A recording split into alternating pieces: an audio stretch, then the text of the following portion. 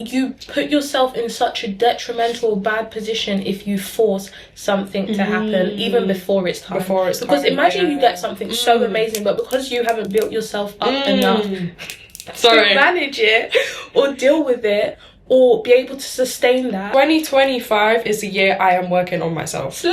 Like, I'm getting my money up, I'm travelling, like starting my job. Like, there's actually so much stuff I'm looking forward to in terms of my own self-development that has nothing to do with a relationship. One thing I will say is, like, you came into this world alone. Yeah. You can survive. Like, you're good. That's one. But the other thing is, like, now's the time where you have no responsibilities. Yeah, no like, ties. you have no kids.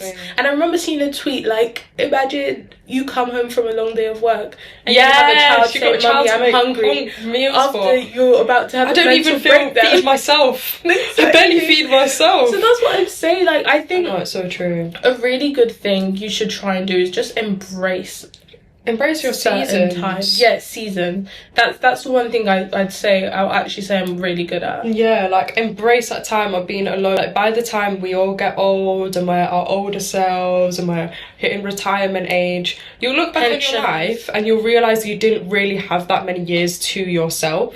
Because by the time children starts coming into it, grandchildren, maybe, you know, even like family members becoming ill and you know, God forbid, taking on different responsibilities and taking care of your family. Like, there's so many different stages and chapters through life that by the time you look back, there's very few moments where you're fully by yourself, not tied down to a pet, a husband, a boyfriend, a wife. Pet, that's very true. Like, do you know what I mean? Like, there's very few of those moments. Yeah.